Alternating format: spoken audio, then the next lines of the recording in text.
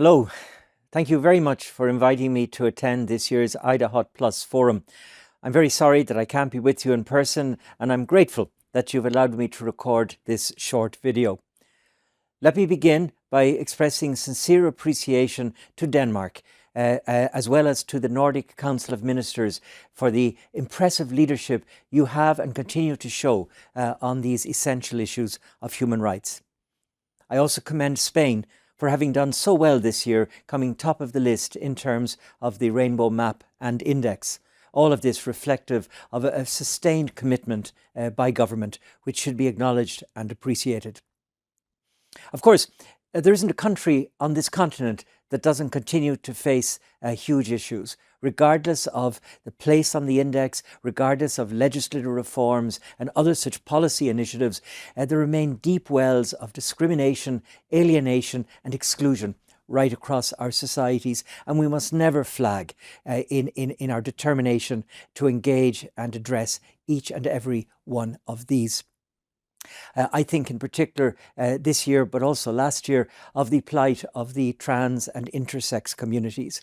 The manner in which they are focused for hate and for exclusion and for, frankly, persecution is entirely unacceptable and has got to be stopped right now. I also think of the extent to which we are finally coming to grips with the phenomenon of intersectionality. And I deeply welcome the manner in which this year's IDAHOT Forum is digging deep into multiple contexts of intersectionality and how it makes the experience of human life so much more challenging, so much more difficult where we encounter it. I would encourage you also this year at IDAHOT Forum to consider the broader context within which the LGBTIQ+ human rights problems present themselves. A bigger context of resistance to human rights, a pushback on human rights, an anti-rights movement much more generally that manifests itself, as I see in my job, in multiple contexts. I'm particularly worried at the present time in the way in which the extreme calls, or the calls from the extremes of our politics, are increasingly being heard at the centre and are inviting otherwise reasonable and democratic leaders to yield on issues of human rights. I'm concerned here that perhaps unawares, damage is being done to the very foundations of the human rights protection system, something of which we have to be very aware and consequent. But today, let me conclude my remarks of course, in the first place, acknowledging with the most sincere appreciation the heroic work of civil society. Again, through my travels across Europe, I see the manner in which civil society standing up for members of the LGBTI+ communities face exclusion, they face persecution, they face discrimination, they face physical threat, and yet they keep on going.